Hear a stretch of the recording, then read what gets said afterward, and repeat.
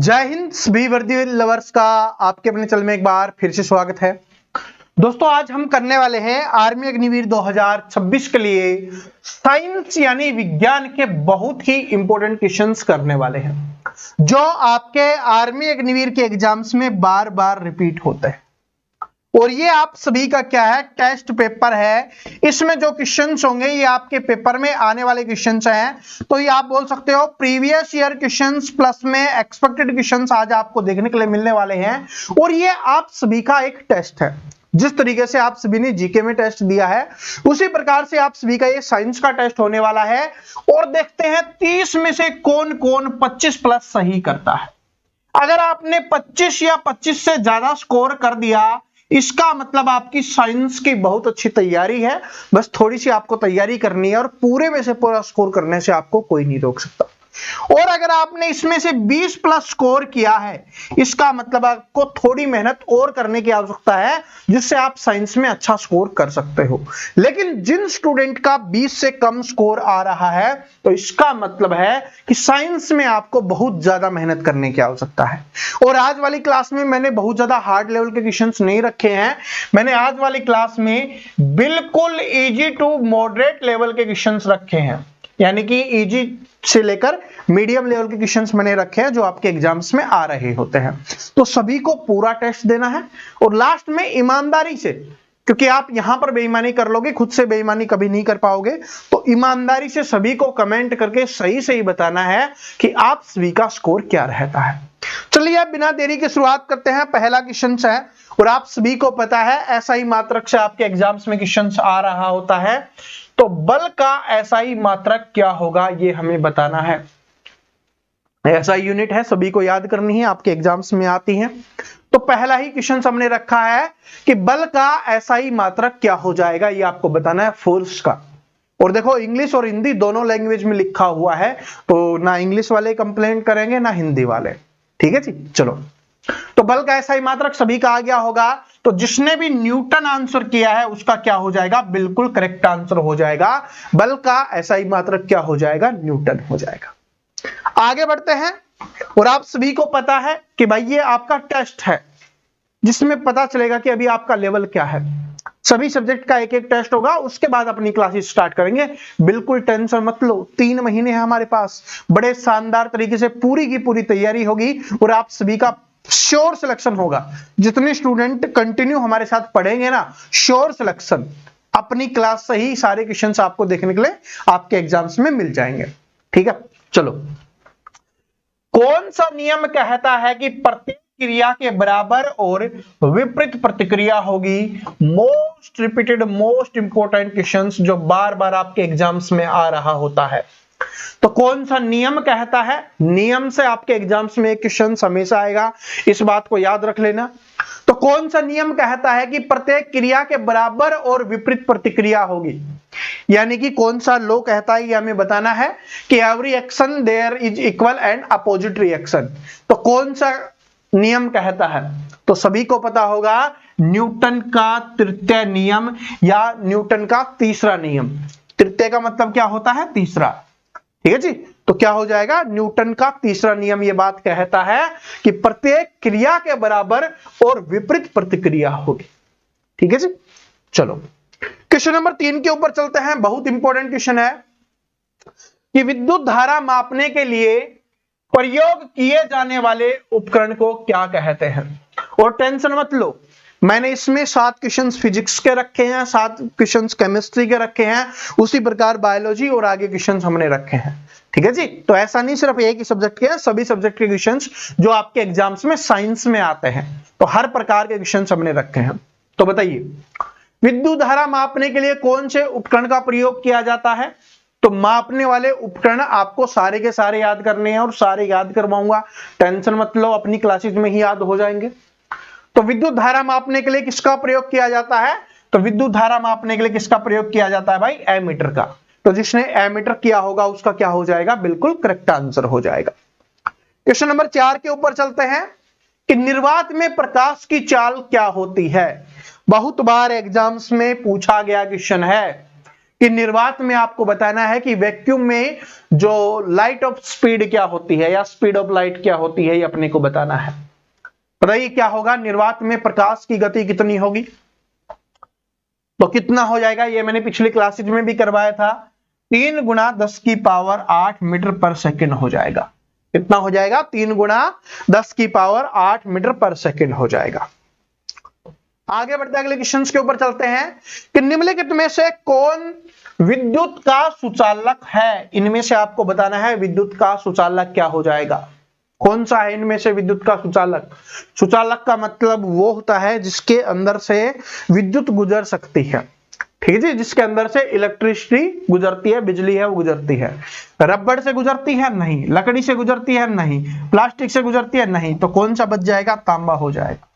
इस प्रकार से थोड़ा सा दिमाग लगा लेना, ठीक है जी। तो आंसर आ गया होगा सभी का कि गुड कंडक्टर आपको बताना है। गुड कंडक्टर का मतलब होता है जिससे बिजली आसानी से गुजर सकती है, प्रवेश कर सकती है, ठीक है। बैड कंडक्टर होता है जिसके अंदर आसानी से ना जाए। बैड कंडक्टर में ये आ जाएंगे आपके रबड़ हो गया, लकड़ी हो गया, प्लास्टिक हो गया, तो कभी गुड पूछेगा कभी बैड पूछेगा। बाकी सारी चीजें क्लासेस में हर एक छोटी चीज समझाऊंगा, टेंशन मत लो, हर एक छोटी चीज आपको समझाई जाएगी, याद करवाई जाएगी। प्रकाश का उसके घटक रंगों में विभाजन की घटना को क्या कहते हैं। जो प्रकाश होता है, जो लाइट होता है, उसका उसके घटक रंग है उनमें विभाजन हो जाना, विभाजन का मतलब समझते हो ना, बट जाना, उसको क्या कहा जाता है, उस घटना को क्या कहा जाता है, ये अपने को बताना है। तो उस घटना को क्या कहा जाता है, तो आंसर आ गया होगा सभी को, जिनको याद है उसको क्या कहा जाता है भाई, विक्षेपण कहा जाता है। क्या कहा जाता है, विक्षेपण। क्वेश्चन नंबर नेक्स्ट के ऊपर चलते हैं। अगला क्वेश्चन है आपका कि विद्युत प्रतिरोध की इकाई क्या है। मैंने आपको बताया इकाई से आपके एग्जाम्स में क्वेश्चंस आएगा ही आएगा, और विद्युत प्रतिरोध बहुत बार एग्जाम्स में पूछा गया क्वेश्चन है, ठीक है जी। जो इलेक्ट्रिकल रेजिस्टेंस होता है अपना, उसके बारे में आपको बताना है, तो इसकी क्या हो जाएगी, ओम हो जाएगी। क्या हो जाएगी, ओम हो जाएगी। आगे बढ़ते हैं, अगले क्वेश्चन के ऊपर चलते हैं कि अवतल लेंस सदैव बनाता है। तो जो अवतल लेंस है वो किस प्रकार का बनाता है, ये आपको बताना है। प्रतिबिंब की बात हो रही है, ठीक है जी। तो ये आपको बताना है किस प्रकार की इमेज बनाता है। कोशिश करो कि लहरों से डरकर नौका पार नहीं होती, और कोशिश करने वालों की कभी हार नहीं होती। कोशिश करोगे ना, हो सकता है गलत हो जाए, ठीक है, ऐसा नहीं कि हमेशा ही सही होगा, गलत हो सकता है, लेकिन आपको याद हो जाएगा फिर कोशिश करोगे तो। कोशिश करना बहुत ज्यादा जरूरी है, क्योंकि जो स्टूडेंट नहीं पढ़ रहे और आप पढ़ रहे हो, चाहे कम ही पढ़ रहे हो, लेकिन आप कोशिश कर रहे हो ना, आप रास्ते पे चल पड़े हो। आज 1 घंटे पढ़ रहे हो, कल 2 पढ़ोगे, 3 पढ़ोगे, इस प्रकार से पढ़ते हुए जाओगे। आपके दिमाग में जो नॉलेज है वो स्टोर होती हुई जाएगी, उसका इस्तेमाल करके आप अपने एग्जाम को आराम से पास कर ले जाओगे। तो टेंशन मत लो, ये मत सोचा करो कि पेपर पास नहीं होगा। मैं आपसे वादा करता हूं, यहां पर लिख रहा हूं 100%।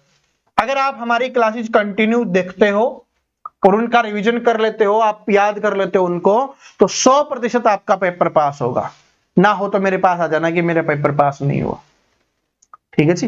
ये हजारों स्टूडेंट का पिछली बार करवाया है ना, तभी मैं उस कॉन्फिडेंस से आपको बता पा रहा हूं, ठीक है जी। तो सभी स्टूडेंट अब इसका आंसर करेंगे। बताइए क्या है कि अवतल लेंस सदैव किस प्रकार का बनाता है, तो आभासी और सीधा प्रतिबिंब है वो बनाया जाता है। क्वेश्चन नंबर 9 के ऊपर चलते हैं कि पृथ्वी के वायुमंडल में सबसे अधिक मात्रा में कौन सी गैस पाई जाती है। आज बिल्कुल इजी टू मॉडरेट लेवल का है, क्योंकि ये आपका पहला टेस्ट हम ले रहे हैं। फिर अपनी एक क्लासेस शुरू होंगे, और जैसे जैसे क्लासेस में पढ़ते हुए जाएंगे, कम से कम थोड़ा बहुत हम पढ़ लेंगे, आधा सिलेबस कर लेंगे, फिर आपके टेस्ट और क्लासेस साथ साथ चलते रहेंगे, ताकि जो आपने पढ़ा है उसको भूलो ना।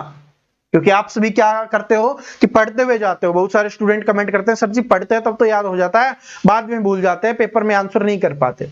उसके पीछे का रीजन ये होता है, आप पढ़ते हुए तो जाते हो, लेकिन आप रिवीजन नहीं कर रहे होते हो, क्योंकि आगे की कंटिन्यू क्लासेज आप करते रहते हो। तो मैं आपकी क्लासेज और आपका जो रिवीजन है वो साथ बैलेंस करते हुए चलूंगा। स्टार्टिंग में आधा सिलेबस हम कंप्लीट करेंगे अपने सभी सब्जेक्ट का, ठीक है।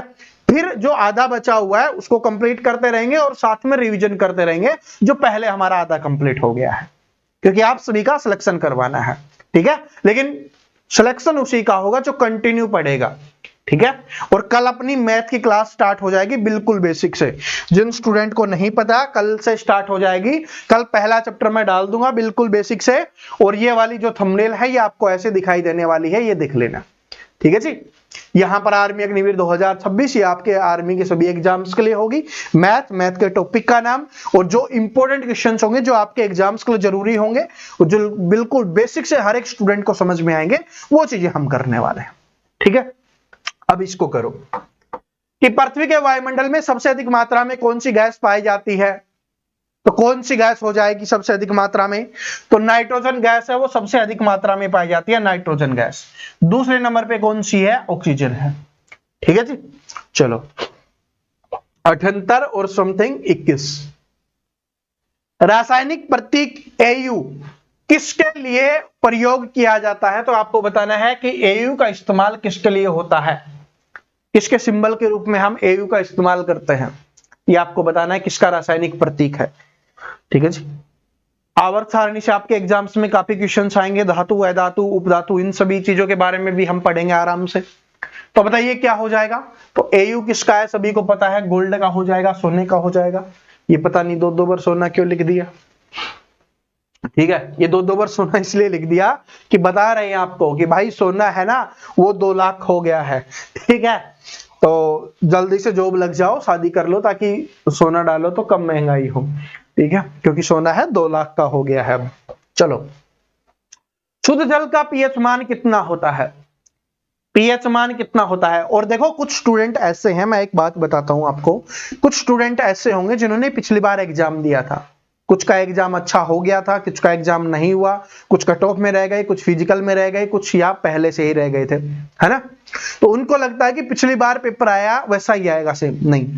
देखो एग्जाम की एक खासियत होती है कि भाई सिलेबस में आपके क्वेश्चंस पूछे जा रहे होते हैं, हर बार अलग क्वेश्चंस होते हैं, सेम क्वेश्चंस नहीं होते। तो आपको लग रहा हो ना कि पिछली बार ये आया था तो अब मुझे वही पढ़ना, नहीं, वो आ चुका, वो अब दोबारा नहीं आएगा, क्योंकि सेम पेपर करवा देंगे दोबारा तो फिर दिक्कत हो जाएगी, सेम पेपर नहीं करवा सकते, हर बार चेंज होता है, समझ रहे हो, हर बार कुछ ना कुछ चीजें चेंज होती हैं, हर सब्जेक्ट में चेंज होती हैं, समझ रहे हो। लेकिन पेपर क्या होता है, सिलेबस से होता है, तो आपको पूरे सिलेबस पे फोकस करना है। ये मत सोचना कि पिछली बार मैंने दे रखा है, पिछली बार मेरे इतने आगे थे बिना पढ़े या कम पढ़े, तो ये सोच अगर आपकी रहेगी तो फिर स्कोर नहीं कर पाओगे, फिर सिलेक्शन नहीं होगा।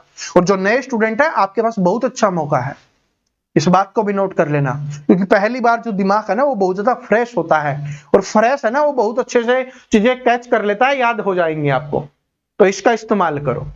और आप सभी को पता है ना एज कम होती हुई जा रही है, तो जिनकी लास्ट अटेम्प्ट है, बहुत सारे तो ऐसे हैं जिनका लास्ट अटेम्प्ट है, तो जी जान लगा दो पूरी, ठीक है। अगर आर्मी की वर्दी पहननी है तो जी जान लगा दो, डेली पढ़ते रहो, ठीक है। चलो, और अपनी आर्मी की पिछली बार की क्लासेज जिनको पढ़कर हजारों स्टूडेंट का सिलेक्शन हुआ है, आप उनको पढ़ सकते हो, वो क्लासेज अवेलेबल हैं, उनसे फायदा ही होगा, नुकसान नहीं होगा, ठीक है। बाकी क्लासेज तो आपकी अब कंटिन्यू होंगी। चलो, तो शुद्ध पीएच जल का मान कितना हो जाएगा, 7 हो जाएगा, और इसको क्या बोला जाता है, उदासीन। कौन सी कैटेगरी का होता है ये, उदासीन होता है। चलो आगे बढ़ते हैं कि ठोस का सीधे गैस में बदलने की प्रक्रिया को क्या कहते हैं, इंपॉर्टेंट क्वेश्चन है। ठोस से सीधे गैस में बदलने वाली प्रक्रिया को क्या कहा जाता है, तो उसको ऊर्ध्वापातन कहा जाता है, ठीक है जी। आगे बढ़ते हैं, निम्नलिखित में से कौन सी अकेरिया गैस है, बताओ। मैंने नोबल गैस आप सभी को पढ़ाई थी, ठीक है जी। तो सभी आंसर करने की कोशिश करेंगे कि निम्नलिखित में से कौन सी अकेरिया गैस है, नोबल गैस कौन सी है, तो कौन सी हो जाएगी इनमें से, जो हीलियम गैस है वो क्या हो जाएगी, नोबल गैस हो जाएगी। काउंट करते हुए चलना कितने गलत हो रहे हैं, ईमानदारी से, कोई घबराने की आवश्यकता नहीं है। 10 भी ठीक है तो कमेंट में 10 ही बताना, ताकि आपको पता चलेगा कि भाई अभी इतना लेवल है मेरा, अभी मुझे और मेहनत करने की आवश्यकता है। नेगेटिव नहीं लेना, नेगेटिव नहीं होना, डिमोटिवेट नहीं होना। चलो, साधारण नमक का रासायनिक सूत्र क्या होगा, ये आपको बताना है। सोडियम क्लोराइड बोला जाता है, जो साधारण नमक होता है ना उसको क्या बोला जाता है, उसको सोडियम क्लोराइड बोला जाता है, सोडियम क्लोराइड। अब आप इसका आंसर बताइए, अब आप इसका आंसर बताइए, साधारण नमक का रासायनिक सूत्र क्या हो जाएगा, सोडियम क्लोराइड, तो NaCl, क्या हो जाएगा, NaCl हो जाएगा। अगले क्वेश्चन पे चलते हैं की जंग जो रस्ट होती है उसको रासायनिक रूप से कहलाता है, तो उसको क्या कहा जाता है बताइए। जो जंग लग जाती है, आपने देखा होगा लोहे के ऊपर जो जंग लगी हुई होती है, ठीक है, उसको आपको बताना है, उसको क्या कहा जाता है, बताइए क्या कहा जाता है। ठीक है, रासायनिक रूप में क्या कहलाता है वो, तो रासायनिक रूप में कहलाता है भाई जल योजित फेरिक ऑक्साइड। ठीक है जी, हाइड्रेटेड फेरिक ऑक्साइड उसको कहा जाता है। ठीक है, तो option number B correct answer हो जाएगा। आगे बढ़ते हैं कि सूर्य के प्रकाश के संपर्क में आने पर मानव त्वचा से कौन सा विटामिन बनता है। ये तो सभी को पता होगा, ये तो सभी को पता होगा कि जब सूर्य का प्रकाश है हमारे शरीर की त्वचा को टच करता है तब वो विटामिन बन रहा होता है, तो सभी को पता है। तो ईमानदारी से सभी स्टूडेंट इसका आंसर है वो कमेंट करके बताएंगे। इतना इजी क्वेश्चंस जो आप बचपन से पढ़ते हुए आ रहे हो, हर बार पढ़ाया जाता है, हर बार बताया जाता है, तो देखते हैं कितने स्टूडेंट इसका आंसर करते हैं। ये मत सोचना कि और किसी ने कर दिया, आपको भी करना है बिना किसी का आंसर देखे। ठीक है, जो भी होगा आपको बताना है। विटामिन से आपके एग्जाम्स में हमेशा क्वेश्चंस आते हैं।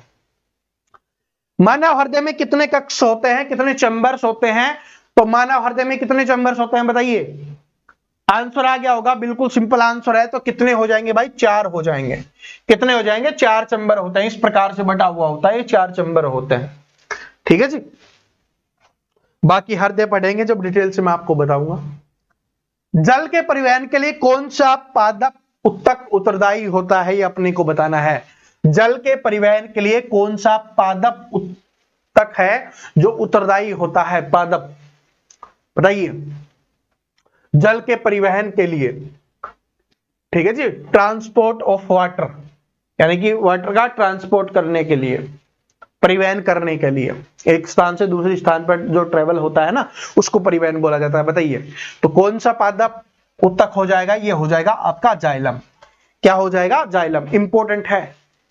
मैं आपको एक बात बताता हूं, पिछली बार जो एग्जाम्स हुआ था, जिन्होंने दिया होगा उनको पता भी होगा, आपके एग्जाम्स में पादप विज्ञान से बहुत ज्यादा क्वेश्चंस पूछे गए थे। पादप विज्ञान से बहुत ज्यादा क्वेश्चंस आपके एग्जाम्स में आए थे, तो पादप विज्ञान को पढ़ना बहुत ज्यादा जरूरी है। लाल रक्त कोशिकाओं का मुख्य कार्य क्या होता है, लाल रक्त कोशिकाओं का मुख्य कार्य क्या होता है बताइए।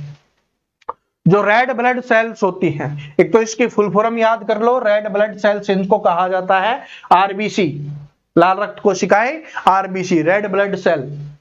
ठीक है जी, और इनका मुख्य कार्य क्या होता है ये आपको बताना है। तो इनका जो मुख्य कार्य होता है वो होता है ऑक्सीजन का परिवहन करना। ठीक है जी, ऑक्सीजन का परिवहन करना, यानी कि ऑक्सीजन को एक स्थान से दूसरे स्थान पर पहुंचाना अपने पूरे शरीर में, वो काम होता है आरबीसी का। डब्ल्यूबीसी का होता है संक्रमण से लड़ना।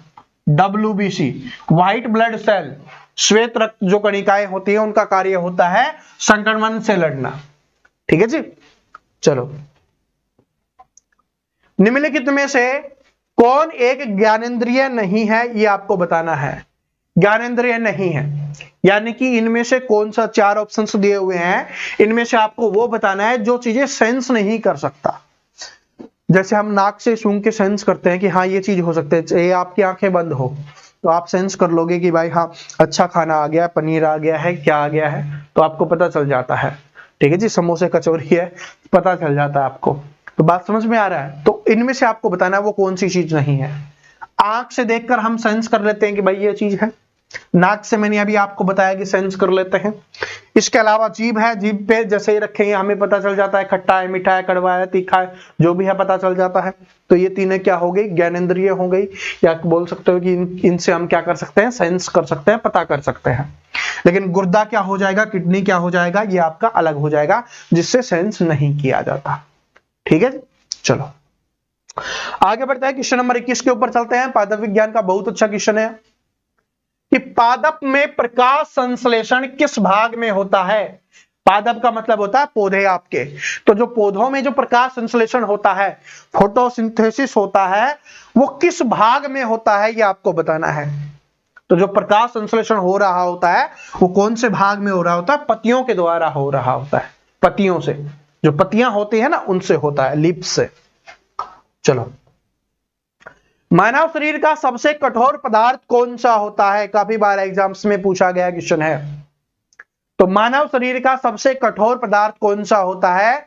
तो जिसने भी इनेमल किया है उसका बिल्कुल करेक्ट आंसर हो जाएगा इनेमल। जो दांतों के ऊपर वाली जो परत होती है ना, वो किसकी होती है? इनेमल की होती है, जो सबसे कठोर भाग होता है। तो क्या हो जाएगा? इनेमल हो जाएगा। क्वेश्चन नंबर 25 के ऊपर चलते हैं कि आयरन की कमी से कौन सा रोग होता है? तो रोग रोगाणु है, ये टॉपिक आपको पढ़ना पड़ेगा। ठीक है, साइंस की अभी अपनी प्लेलिस्ट बनी हुई है, वहां से भी आप पढ़ना स्टार्ट कर दीजिए। ठीक है, बाकी अपनी क्लासेस आएंगी, उनमें आपका रिवीजन भी हो जाएगा। ठीक है, चाहे शायद प्लेलिस्ट नहीं होगी तो चैनल सर्च कर लेना, साइंस आप लिख देना, साइंस वर्दी लवर्स मिल जाएगा आपको। ठीक है, आयरन की कमी से कौन सा रोग होता है? तो आयरन की कमी से कौन सा होता है? एनीमिया नामक रोग हो जाता है, सभी को पता है। ठीक है जी, एनीमिया हो जाता है। क्वेश्चन नंबर 24 है कि निम्नलिखित में से कौन सा एक जीवाश्म ईंधन है? तो जीवाश्म ईंधन आपको बताना है। तो जीवाश्म ईंधन का मतलब होता है कि जो जीव जंतु होते हैं ना, वो काफी सालों तक रह जाते हैं, सड़ जाते हैं, गल जाते हैं, तब उनसे जो ईंधन बन रहा होता है उसी को बोला जाता है जीवाश्म ईंधन। ठीक है जी, तो ये कौन सा हो जाएगा? ये आपका हो जाएगा कोयला। क्या हो जाएगा? कोयला हो जाएगा। जीवाश्म ईंधन कौन सा है? कोयला है। दूध किसका एक उदाहरण है? ये आपको बताना है, दूध किसका उदाहरण है? तो दूध किसका उदाहरण हो जाएगा? तो ये बहुत अच्छा क्वेश्चन है, इंपॉर्टेंट है। आज देखते हैं कितने स्टूडेंट करते हैं, कितने स्टूडेंट इसका आंसर करते हैं, कोशिश कर रही है। ठीक है, थोड़ा सा समय भी आपको दे रहे हैं सोचने के लिए। तो दूध किसका उदाहरण हो जाएगा? तो दूध उदाहरण हो जाएगा आपका कोलाइड का। ठीक है जी, तो option number C correct answer है। कोशिका के केंद्रक की खोज किस वैज्ञानिक ने की थी? ठीक है, कोशिका के केंद्रक की खोज किसके द्वारा की गई थी? तो कोशिका के केंद्र की खोज किसके द्वारा की गई थी? बताइए, आंसर करने की कोशिश कीजिए। तो किसके द्वारा की गई थी भाई? रॉबर्ट ब्राउन के द्वारा की गई थी। रॉबर्ट ब्राउन के द्वारा है इसकी खोज की गई थी। पेंसिल में निम्नलिखित में से किसका प्रयोग होता है? ठीक है, इसमें भाई दो ऑप्शन एक साथ लिखे गए हैं, एक जैसे ही लिखे गए तो ग्रेफाइट इसका आंसर है, तो सर्च करने की आवश्यकता नहीं है। जो पेंसिल के बीच वाला जो हिस्सा होता है ना, ब्लैक ब्लैक कलर का, वो किसका होता है? ग्रेफाइट का होता है। दोनों ऑप्शन सेम टाइप हो गए। मनुष्य का वैज्ञानिक नाम क्या है? ये बहुत इंपॉर्टेंट है। ठीक है जी, वैज्ञानिक नाम बहुत इंपॉर्टेंट है, इस बार बहुत ज्यादा पूछे गए थे। ठीक है जी, और पिछली बार वाला एग्जाम्स हुआ था उसमें भी पूछे गए थे। वैज्ञानिक नाम ऊंट का भी पूछता है, मनुष्य का भी पूछता है, बहुत सारे पूछता है, वो सारे मैं आपको करवाऊंगा, टेंशन मत लो, आप आंसर करने की कोशिश करो। मनुष्य का वैज्ञानिक नाम क्या हो जाएगा? बहुत बार आपने सुना होगा, अगर आप सोशल मीडिया पे बहस देखते होगे ना, जो एक साइड में बीजेपी वाला बैठा होता है, एक साइड में कांग्रेस वाला बैठा होता है, आपस में लड़ रहे होते हैं, जो न्यूज चैनल की बात कर रहा हूं मैं। ठीक है जी, प्रतिनिधित्व करते रहते हैं, तो उन्होंने बहुत बार इसका इस्तेमाल किया है कि हम ये हैं, हम ये हैं। ठीक है, अभी गाय माता को भी बेचारी को बोल दिया था कि ये जो गाय है इसको आप काट के खा सकते हो, इस वाले को नहीं खा सकते। ठीक है, तो वो कुछ भी बोल देते हैं। बताओ, तो क्या हो जाएगा? होमोसेपियंस। मनुष्य है ना, वो क्या हो जाएगा? होमोसेपियंस की कैटेगरी में आता है। तो वैज्ञानिक नाम क्या हो जाएगा? होमोसेपियंस हो जाएगा। मानव शरीर का सामान्य तापमान कितना होता है? ये मुझे बताने की आवश्यकता नहीं है, हर एक स्टूडेंट कमेंट करके बताएगा। हर एक स्टूडेंट कमेंट करके बताएगा। आपको फारेनहाइट में भी बताना है, आपको सेल्सियस में भी बताना है, दोनों में आपको कमेंट करके बताना है। ठीक है जी, दोनों में कमेंट करके बताओगे कि मनुष्य का जो सामान्य तापमान कितना होता है मानव शरीर का। सभी कमेंट करके बताएंगे, सभी को कमेंट करके ईमानदारी से बताना है, और नहीं आएगा तो मैं पढ़ाऊंगा, टेंशन मत लो। ठीक है, अगले क्वेश्चन के ऊपर चलते हैं, और आज वाली क्लास का आखिरी क्वेश्चन है कि प्रकाश संश्लेषण के दौरान कौन सी गैस मुक्त होती है? प्रकाश संश्लेषण की बात हो रही है, तो जब प्रकाश संश्लेषण में कौन सी गैस पौधे छोड़ते हैं? ऑक्सीजन गैस छोड़ते हैं। ठीक है जी, और श्वसन के दौरान ये भी पूछा जाता है, श्वसन के दौरान कौन सी गैस है वो मुक्त होती है? तो हो जाएगी कार्बन डाइऑक्साइड। जैसे हम सांस लेते हैं तो कार्बन डाइऑक्साइड को छोड़ते हैं, पौधे जब सांस लेते हैं तो वो ऑक्सीजन को छोड़ते हैं। हम ऑक्सीजन का इस्तेमाल अपना सांस लेने के लिए करते हैं, ठीक है, अपने जीवन के लिए करते हैं, पौधे कार्बन डाइऑक्साइड का इस्तेमाल करते हैं। ठीक है जी, लेन देन, इसलिए तो बोला जाता है जितने पेड़ लगाओगे। वैसे वो बात अलग है, सरकार पेड़ों को कटवा देती है, ठीक है, बिजनेस के चक्कर में, ठीक है, अपने दोस्त यारों के चक्कर में। तो ये बात समझ में आ गई होगी आपको, छोड़ो उन चीजों को, अपने को अभी जॉब पे फोकस करना है। तो बात समझ में आ गई। तो ऐसे अब ईमानदारी से कमेंट करके बता दो आप सभी का 30 में से कितने क्वेश्चन सही हुए हैं, ईमानदारी से। और 2 क्वेश्चन हमने रेस्ट के लिए रखे हैं ना आपसे पूछने के लिए, तो 28 में से आप कमेंट करके बताना कि आपका स्कोर क्या रहा। जिसने अभी तक लाइक नहीं किया लाइक कर देना, और जिसने अपने चैनल को सब्सक्राइब नहीं कर रखा, आने वाली क्लासेज के लिए चैनल को सब्सक्राइब करो और साथ में बेल आइकन को प्रेस करो, ताकि सभी क्लासेज की अपडेट आपको रेगुलर मिलती रहे। ठीक है जी। और अपने दोस्तों के साथ, भाई बहन मित्र मित्रानी जो भी हैं, जो आर्मी अग्निवीर की तैयारी कर रहे हैं, उन सभी के साथ शेयर जरूर कर देना, सभी के पास पहुंचा देना कि यहां से मिलकर तैयारी करेंगे, आराम से पेपर पास करेंगे। ठीक है जी। तो मिलते हैं नेक्स्ट क्लास में। ठीक है, आप सभी के मैं कमेंट पढ़ने वाला हूं, सभी के कमेंट का जवाब देने वाला हूं, तो सभी स्टूडेंट को कमेंट जरूर करना है। जय हिंद।